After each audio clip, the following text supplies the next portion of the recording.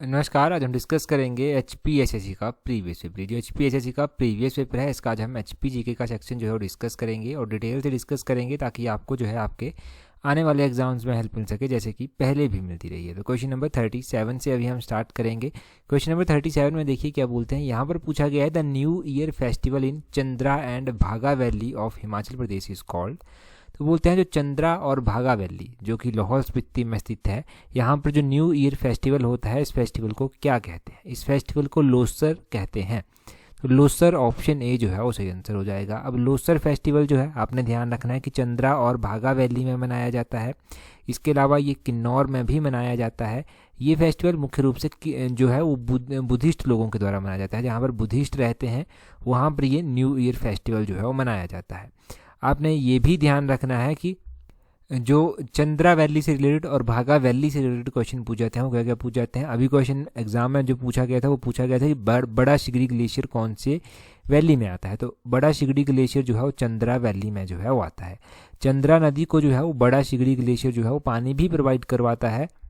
और ये जो चंद्रा वैली है इसमें छोटा शिगड़ी ग्लेशियर आता है, शिफ्टिंग ग्लेशियर आता है, इसमें गेफांग ग्लेशियर आता है, इसमें जो है वो समुद्री ग्लेशियर आता है। तो ये सारे यहाँ पर आते हैं। अगर हम भागा वैली की उसी तरह से बात करें तो भागा वैली के बारे में जो क्वेश्चन पूछा जाता है इसमें पहले ग्लेशियर्स आप ध्यान रख लीजिए कि कौन कौन से ग्लेशियर आते हैं। तो भागा वैली में मुकिला ग्लेशियर आता है, यहाँ पर लेडी ऑफ केलोंग ग्लेशियर आता है, यहाँ पर जो है मिलांग ग्लेशियर आता है। मिलांग ग्लेशियर भी ध्यान रखना है। और भागा वैली के बारे में आपने ध्यान रखना है कि भागा और चंद्रा ये नदियां भी है ना, तो भागा नदी जो है वो बारालाचा दर्रे से निकलकर सूरजताल के समीप जो है वो प्रवेश करती है। सूरजताल झील है लाहौल स्पीति में। और चंद्रा और भागा ये दो नदियां हैं, दो अलग अलग नदियां हैं। जहाँ पर ये मिलती हैं उस स्थान को तांडी कहा जाता है। तांडी में कहते हैं कि द्रौपदी का अंतिम संस्कार भी किया गया था। 38 क्वेश्चन अभी रिसेंटली किसी एग्जाम में पूछा गया था। बोलते हैं the high court of Punjab before its transfer to Chandigarh was located in the Shimla in. तो बोलते हैं पंजाब का हाई कोर्ट चंडीगढ़ को ट्रांसफ़र करने से पहले शिमला में कहाँ होता था? तो पंजाब का हाई कोर्ट चंडीगढ़ को ट्रांसफ़र होने से पहले शिमला में पीटरऑफ में होता था। ऑप्शन ए सही आंसर है। अब पीटरऑफ में होता था, ये ऐसा ही मिलता जुलता क्वेश्चन पूछा गया था कि नाथूराम गोडसे का जो असैसिनेशन हुआ, नाथूराम गोडसे का जो केस चला था, उसका जो महात्मा गांधी को उसने मारा था, तो वो कहाँ पर चला था? वो भी पीटरऑफ में ही चला था। पीटरऑफ में उसकी स्टार्टिंग में जो था उसकी हियरिंग हुई होंगी कुछ, तो पीटरऑफ ध्यान रखना है। प्रेजेंट टाइम में पीटरऑफ जो है वो होटल के रूप में है और टूरिज्म डिपार्टमेंट के तहत जो है ये होटल आता है। बांसकोट की बात करें तो बांसकोट को राजभवन भी कहा जाता है। राजभवन कहा जाता है। आपने ध्यान रखना है कि राजभवन जो है ये गवर्नर का रेजिडेंस है और इसको राजभवन कहते हैं। और Indian institute of advance studies, जिसको वाइस रेगल लॉज भी कहते हैं, ये शिमला में स्थित है। और कई बार क्वेश्चन पूछा जाता है कि किसके समीप ये स्थित है, तो ये बालूगंज के समीप, या फिर आप कह लीजिए चौड़ा मैदान के समीप, या फिर आप कह लीजिए समरहिल के समीप जो है वो स्थित है। सेंटर में जो है वो स्थित है। एग्जैक्टली चौड़ा मैदान आप ध्यान रखना। और ये बिल्डिंग जो था वो 1884-1888 में बनी थी। अभी जो है यहाँ पर Indian institute of advance study है। यहाँ पर राष्ट्रपति निवास भी जो है वो रह चुका है, परंतु प्रेजेंट टाइम में इसका status Indian institute of advance study के रूप में है। ये ध्यान रखना।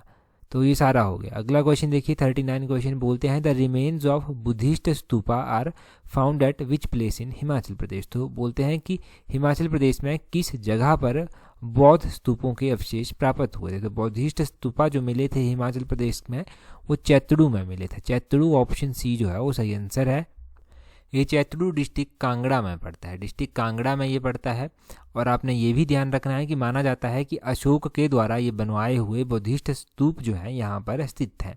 और इसके अलावा अगर हम हेंतसांग के अकॉर्डिंग मान के चले, हेंतसांग आपको पता है एक चीनी यात्री था, इसके अनुसार जो है वो कांगड़ा के चैतड़ू में बौद्ध स्तूप हैं और कुल्लू में भी जो है वो अशोक के द्वारा निर्मित बौद्ध स्तूप हैं। अशोक ने, आपको पता है कि बौद्ध धर्म का प्रचार और प्रसार करने के लिए अलग अलग जगह पर जो था वो बौद्ध धर्म के अनुयायी भेजे थे। तो हिमालय की ओर किसको भेजा गया था? हिमालय की ओर मझिम को भेजा गया। मझिम के साथ साथ 4 और बौद्ध भिक्षु जो थे यहाँ पर भेजे गए थे। तो ये सारी चीज़ें नोट रखना है यहाँ से। बैजनाथ के बारे में बात करें तो बैजनाथ का पुराना नाम कीरग्राम है। कीरग्राम बैजनाथ का पुराना नाम है। और नूरपुर की बात करें तो नूरपुर का पुराना नाम धमेरी है। अच्छा, कमेंट करके आप ही बता दीजिए कि नूरपुर की कैपिटल किसने जो था वो पठानकोट से स्थानांतरित करके धमेरी में जो था वो लाया था। कौन सा राजा था नूरपुर का, ये कमेंट करके आप ही बता दीजिए। क्वेश्चन नंबर 40 देखिए, बोलते हैं who was awarded the first Chandradhar Sharma Guleri award for Hindi literature. पहला क्वेश्चन यहाँ से ध्यान रखना है कि चंद्रधर शर्मा गुलेरी अवार्ड जो था वो कौन से ईयर में दिया गया था। तो यहाँ पर लिखा गया है 1986 में दिया गया था। अब ये किसको दिया गया था सबसे पहली बार, ये आपको पता होना चाहिए। तो चंद्रधर शर्मा गुलेरी अवार्ड जो था वो सबसे पहली बार दिया गया था श्री केशव नारायण को। श्री केशव यहाँ पर दिया गया है ना, तो उनका पूरा नाम केशव नारायण है। कई बार केशव नारायण ही अक्सर एग्जाम में पूरा दिया जाता है, तो ऑप्शन ए ध्यान रखना। क्या हिमाचल के कोई और भी अवार्ड ऐसे हैं जो याद रखने लायक हैं, जैसे कि पहाड़ी गांधी बाबा कांसीराम अवार्ड, ये 1989 में दिया गया था और जयदेव किरण को दिया गया था। और आपने इसके अलावा परशुराम अवार्ड ध्यान रखना है जो 1987 में दिया गया था, पहली बार सुमन रावत को जो था ये दिया गया था। डॉक्टर यशवंत सिंह परमार अवार्ड भी है एक, ये जो अवार्ड है ये संस्कृत लिटरेचर में दिया जाता है, संस्कृत में दिया जाता है, और ये 1986 में मियाँ गोवर्धन सिंह को जो था वो दिया गया था। ये पता चल गया। राहुल सांकृत्यान यहाँ पर दिया गया है। राहुल सांकृत्यान ने जो था वो कौन सी किताब लिखी थी, राहुल सांकृत्यान के द्वारा किन्नर देश किताब जो था वो लिखी गई थी। शांता कुमार ने बहुत सारी किताबें लिखी थी, जिनमें लाजो किताब आता है, जिनमें पहाड़ बेगाने नहीं होते हैं किताब आता है, हिमालय पर लाल छाया किताब आता है, धरती है बलिदान की किताब आता है। ये सारी किताबें शांता कुमार जी के द्वारा लिखी गई। कई बार ना डेट्स थोड़ी सी आगे पीछे भी हो जाती हैं ना, तो उनको थोड़ा सा खुद भी आसान होती हैं तो करेक्ट कर लिया कीजिए। जैसे कि पिछले कल हिस्ट्री का सेक्शन जब हमने डिस्कस किया था, तो वहाँ पर जो हमने सेकंड गोलमेज समिट की बात की थी वो 1931 में हुआ है। ठीक है, ध्यान रखना है 1931 में वो हुआ है। इस तरह से थोड़ा सा कोई आगे पीछे हो जाए ना तो ध्यान रखिएगा, नोट कर लीजिए कीजिएगा, और कमेंट में खुद ही करेक्ट कर दीजिए ताकि किसी को डाउट ना रहे। आगे बोलते हैं which city in Himachal Pradesh is also known as Chhoti Kashi. तो छोटी काशी आपको पता है बैजनाथ जो है वो मंडी को कहा जाता है, मंडी को छोटी काशी कहते हैं। ऑप्शन डी सही आंसर है। यहाँ पर शिवरात्रि मेला होता है इंटरनेशनल लेवल का। शिवरात्रि मेला जो है वो इम्पोर्टेंट मेला है मंडी का, और मंडी के पड्डल ग्राउंड में ये होता है। आपने ध्यान रखना है कि मंडी का शिवरात्रि मेला स्टार्ट किसके द्वारा करवाया गया था। तो ये मंडी का शिवरात्रि मेला राजा अजबर सेन के द्वारा जो था वो स्टार्ट करवाया गया था, ये ध्यान रखना है। अजबर सेन की अगर हम बात कर लें, जो मंडी के राजा थे, तो मंडी के राजा अजबर सेन के द्वारा मंडी जो शहर है, मंडी शहर की स्थापना भी करवाई गई थी। राजा अजबर सेन ने जो था वो 1527 में मंडी शहर की स्थापना करवाई थी। इन्होंने भूतनाथ मंदिर भी जो था इसका निर्माण करवाया था। तो क्वेश्चन पूछ लेना कि भूतनाथ मंदिर कहाँ पर है, तो मंडी में जो है ये मंदिर स्थित है, ये ध्यान रखना है आपने। और अजबर सेन की मृत्यु कब हुई, ये तो बड़े हाई अगर एग्ज़ाम होगा तो टफ करना होगा पेपर तो पूछ लेंगे। 1534 में 1534 में जो है वो इसकी मृत्यु हो गई थी अजबर सेन की, तो ये ध्यान रखना। अगला 42 क्वेश्चन देखिए, बोलते हैं sugar beet and saffron are produced in Himachal Pradesh in which district of Himachal Pradesh. तो सुगर बीट और सेफ्रून बोलते हैं कि हिमाचल प्रदेश के किस डिस्ट्रिक्ट में जो है उगाए जाते हैं। तो ये हिमाचल प्रदेश के लाहौल स्पीति डिस्ट्रिक्ट में जो है उगाए जाने की बात कही गई है। लाहौल स्पीति में उगाए जाते हैं सुगर बीट जिसको चुकंदर कहते हैं, और सेफ्रून जो कि केसर है। देखो सेफ्रून के बारे में ध्यान रखना ना, सेफ्रून जो केसर है वो किन्नौर में भी उगाया जाता है। और आपने ये ध्यान रखना है कि किन्नौर में जो है ये 1985-86 से जो है वो उगाया जा रहा है। इसी तरह आपने कुछ और चीज़ें भी यहाँ से जोड़ लेनी है, जैसे कि पीच हो गया, पीच वैली किसको कहते हैं, ये राजगढ़ सिरमौर को कहते हैं, सिरमौर में है राजगढ़। और शिमला में जो एप्पल है, एप्पल का तो आपको पता ही है, ये जो था वो इंट्रोड्यूस किया गया था सैम्यूल इवान स्टोक्स के द्वारा। कोटगढ़ वैली में जो था वो इन्होंने इसको इंट्रोड्यूस जो था वो किया था। और कई बार मशरूम सिटी के बारे में क्वेश्चन पूछ लिया जाता है। मशरूम सिटी जो है वो सोलन को कहा जाता है। एक मशरूम डेवलपमेंट प्रोजेक्ट भी चलाया गया, पालमपुर में चलाया गया ये प्रोजेक्ट 1985 में जो था इस प्रोजेक्ट को चलाया गया था। और दूसरा तो आपको पता चल ही गया कि मशरूम सिटी जो है वो सोलन को कहते हैं। और अदरक पूछ लेते हैं, अदरक डिस्ट्रिक्ट सिरमौर में जो है वो सबसे ज़्यादा उगाया जाता है हिमाचल प्रदेश में बात करें, और इंडिया में सेकंड नंबर पर जो है वो डिस्ट्रिक्ट सिरमौर जो है वो आता है। और आलू का तो आपको पता ही है कि आलू की जो वेराइटीज़ हैं, जैसे कि कुफरी ज्योति, कुफरी जीवन, कुफरी जवाहर, कुफरी पुखराज, ये सारी आलू की वेराइटीज़ हैं। और सेंट्रल पोटैटो रिसर्च इंस्टीट्यूट जो है वो डिस्ट्रिक्ट शिमला में स्थित है, ये भी ध्यान रखना है। देखो क्वेश्चन तो आपको ना ये आसान लगेंगे पढ़ने में, परंतु क्वेश्चन से रिलेटेड जो जानकारी बताई जाती है ना उसके ऊपर ज़्यादा फोकस किया कीजिए, क्योंकि यही जानकारी है जो एग्ज़ाम में टफ से टफ क्वेश्चन को सॉल्व करने में आपकी हेल्प करती है, और यहीं से क्वेश्चन डेफिनेटली सॉल्व होते हैं और आपका 99% पेपर जो है यहाँ से कवर हो जाता है। आपको एक्स्ट्रा पढ़ने की ज़रूरत नहीं पड़ती, सिर्फ यही रिवाइज करना पड़ता है। 43 क्वेश्चन में क्या बोलते हैं total hydro electric potential of Savara Kuddu project is. तो ये जो सावरा कुड्डू परियोजना है इसके बारे में हम बहुत लंबे टाइम के बाद बात कर रहे हैं आज। ये परियोजना जो है बोलते हैं इसकी टोटल कैपेसिटी कितनी है। इस परियोजना की कैपेसिटी है 111 मेगावाट। 111 मेगावाट की ये परियोजना है। कहाँ पर स्थित है परियोजना? डिस्ट्रिक्ट शिमला में स्थित है। इसको एग्जीक्यूट करने वाली एजेंसी जो कि बहुत इंपॉर्टेंट है, इसको एग्जीक्यूट करने वाली एजेंसी है Himachal Pradesh power corporation limited, HPPCL। Himachal Pradesh power corporation limited जो है इसको एग्जीक्यूट करने वाली एजेंसी है। इसी तरह की जब ये परियोजना न्यूज़ में आई थी तो उस टाइम लुहरी परियोजना भी समाचारों में आई थी। लुहरी परियोजना जो है ये 210 मेगावाट की परियोजना है, और ये परियोजना जो है ये इम्पोर्टेंट है क्योंकि यहाँ से जो है वो प्रति वर्ष 758 मिलियन यूनिट बिजली उत्पादन की जो है वो बात कही गई है, 758 मिलियन यूनिट, और 20 लाख मानक कार्य दिवस जो है यहाँ से सृजित होंगे। और इसके अलावा 40 वर्षों तक में जो है वो 1047 करोड़ रुपए की निःशुल्क विद्युत आपूर्ति जो है वो हिमाचल प्रदेश को यहाँ से होगी। ये आपने ध्यान रखना है। और ये परियोजना जो है हिमाचल प्रदेश में तो स्थित है, बिल्कुल सही बात है, परंतु कौन से डिस्ट्रिक्ट में स्थित है? लुहरी तो एक गांव है लुहरी, तो ये शिमला और कुल्लू डिस्ट्रिक्ट में जो है वो पड़ता है, और सतलुज नदी के ऊपर ये परियोजना जो है वो बनाई जा रही है। आपने ध्यान रखना है कि इस परियोजना को जो एग्जीक्यूट करेगा वो कौन करेगा? इसको सतलुज जल विद्युत निगम लिमिटेड जो है वो एग्जीक्यूट करेगा, ये भी पता होना चाहिए। इसके अलावा सतलुज जल विद्युत निगम लिमिटेड परियोजना जो है हम बहुत कम इसके बारे में पढ़ते हैं, तो आपने ध्यान रखना है कि नाथपा जाखड़ी परियोजना जो कि 1500 मेगावाट की है, इसको सतलुज जल विद्युत निगम लिमिटेड ही जो है वो एग्जीक्यूट करता है। और एक धौला सिद्धा परियोजना है 66 मेगावाट की, उसको भी जो है वो सतलुज जल विद्युत निगम लिमिटेड ही जो है वो एग्जीक्यूट करता है। इनको एग्जीक्यूट करने वाली एजेंसीज भी इंपॉर्टेंट होती हैं। आगे क्वेश्चन में पूछते हैं, बोलते हैं eight which place in Shimla district herbal garden is located. तो हर्बल गार्डन डिस्ट्रिक्ट शिमला में बोलते हैं कहाँ पर स्थित है। ये क्वेश्चन बहुत पुराना है, तो हर्बल गार्डन डिस्ट्रिक्ट शिमला के दुमरेड़ा में स्थित है। ऑप्शन डी जो है वो सही आंसर होगा। कोई टाइम था जब ये हर्बल गार्डन बहुत इंपॉर्टेंट थे Himachal exam point of view से, खैर आज भी हैं, ऐसा नहीं है कि आज इंपॉर्टेंट नहीं है, परंतु उस टाइम इकोनॉमिक सर्वे में आते थे तो ये इंपॉर्टेंट बहुत ज़्यादा हो जाते थे। डिस्ट्रिक्ट शिमला का एक हर्बल गार्डन था जो कि दुमरेड़ा में स्थित है। इसके अलावा एक हर्बल गार्डन जो है वो जोगिंद्रनगर में भी स्थित है, हमीरपुर के नेरी में भी स्थित है। आपने यहाँ से ध्यान रखना है, यहाँ से मैं शीप ब्रीडिंग फार्म जो भेड़ प्रजनन केंद्र है उनको मैं यहाँ से जोड़ रहा हूँ। क्यों जोड़ रहा हूँ?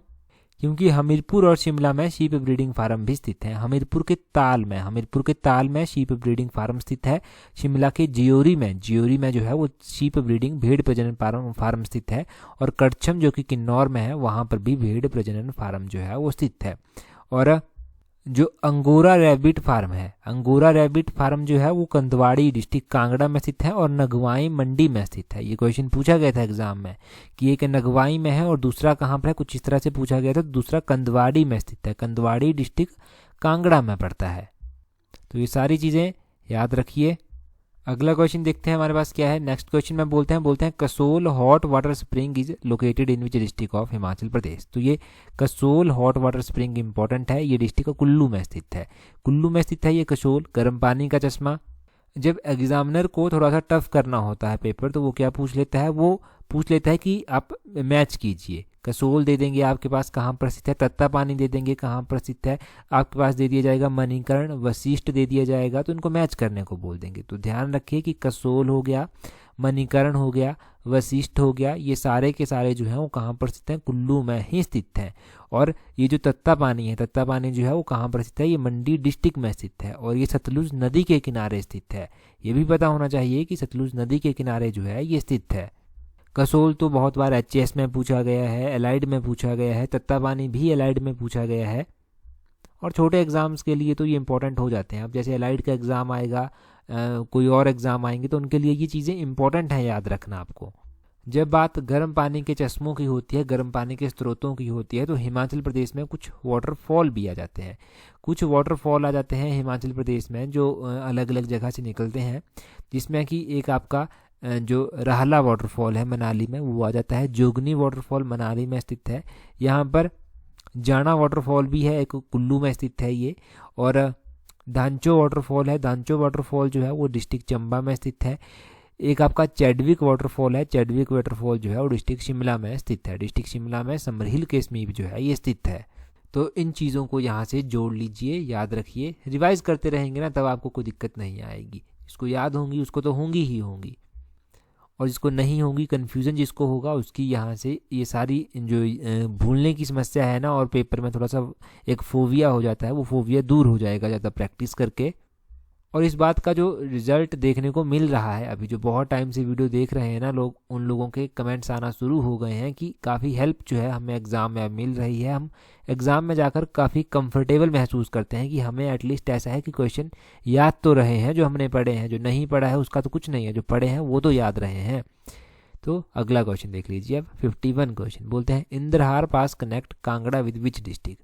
तो इंद्रहार दर्रा, इंद्रहार दर्रा बोलते हैं कांगड़ा को ये किसके साथ जोड़ता है, किस डिस्ट्रिक्ट के साथ जो है वो जोड़ता है। अगर इस दर्रे की हम बात करें तो ये कांगड़ा को जो है वो भरमौर के साथ जोड़ देता है। ऑप्शन डी सही आंसर है। अब कांगड़ा को भरमौर के साथ जोड़ता है, कांगड़ा को भरमौर के साथ निखोरा दर्रा भी जोड़ता है। और अभी एग्जाम में क्या पूछा गया था कि एक दर्रे का नाम दिया था कि ये कांगड़ा को किसके साथ जोड़ता है, कौन सा दर्रा था एग्जैक्टली, शायद वो साच दर्रा था, साच दर्रा या फिर दराती दर्रा था, दराती दर्रा था एग्जैक्टली, वो दराती दर्रा पूछा गया था। तो दराती दर्रा चंबा को पांगी के साथ जोड़ता है। वहां पर पूछ लिया गया कि दराती दर्रा कहाँ पर स्थित है, तो दराती दर्रा चंबा में स्थित है, ये ध्यान रखना है। साच दर्रा भी चंबा को पांगी से जोड़ता है। अगर हम कांगड़ा की ही बात करें तो कांगड़ा को जो चंबा से दर्रे जोड़ते हैं उसमें वारू दर्रा, जो एलाइड सर्विसेज में पूछा गया है एक बार, वारू दर्रा ध्यान रखना है। तोरी दर्रा है एक चौरी दर्रा है, एक बलेनी दर्रा है, भीम घसूतड़ी दर्रा बहुत इंपॉर्टेंट है।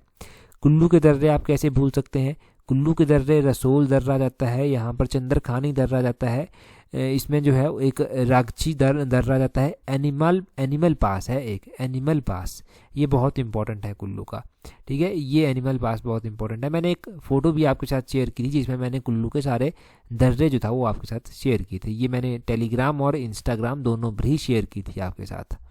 दुलची दर्रा किसके साथ जोड़ता है, दुलची दर्रा मंडी को कुल्लू के साथ जोड़ता है। और सारा उमगा दर्रा कुल्लू को स्पीति के साथ जोड़ता है। रोहतांग दर्रा आप सुनते रहते हैं ना कि रोहतांग टनल, रोहतांग दर्रा किसके साथ जोड़ेगा, ये लाहौल स्पीति के लिए रास्ता है कुल्लू से, तो कुल्लू को ये लाहौल स्पीति के साथ जो है वो जोड़ देता है। अभी मैं आपसे क्वेश्चन पूछता हूँ। क्वेश्चन आपके लिए है कि मुलकिला पीक है, एक मुलकिला पीक जो है वो कहाँ पर स्थित है। ये एक चोटी है, मुलकिला चोटी, ये कहाँ पर स्थित है हिमाचल प्रदेश में, आप ये कमेंट करके जो है वो जल्दी से बताइए। तब तक हम हिंदी इंग्लिश का सेक्शन डिस्कस कर लेते हैं। तो हिंदी इंग्लिश के सेक्शन में सबसे पहले इंग्लिश के क्वेश्चन आते हैं। बोलते हैं एंटोनियम बताना है आपको एक्लेमेशन का। एक्लेमेशन का एंटोनियम तो आप बताएंगे, परंतु अगर इसका मतलब आपको पता होगा ना तो आप भूलेंगे भी नहीं अब कि इसका मतलब होता है वो क्या होता है। तो अभिनंदन जो है इसका मतलब होता है एक्लेमेशन का, और इसका जो अपोजिट मीनिंग होता है वो होता है डिनंसिएशन। ऑप्शन ए जो है वो सही आंसर है, डिनंसिएशन इसका अपोजिट होता है। 166 में बोलते हैं वन वर्ड सब्स्टिट्यूशन है, एक शब्द आपको बताना है, अ गवर्नमेंट रन बाय डिक्टेटर। तो गवर्नमेंट रन बाय डिक्टेटर, इसके लिए वन वर्ड क्या होता है, इसके लिए वन वर्ड जो है वो होता है, तो उसको ऑटोक्रेसी कहते हैं, a government run by a dictator. Option B 166 का सही आंसर हो जाएगा। आगे बोलते हैं 167 में पाँव में बेड़ी पड़ना मुहावरे का अर्थ क्या है। तो पाँव में बेड़ी पड़ना मुहावरे का अर्थ होता है गृहस्थ हो जाना। कहते हैं कि अब तो पाँव में उसके बेड़ियां पड़ गई हैं, वो गृहस्थ हो गया है, तो वो बाहर नहीं आ जा सकता ज़्यादा।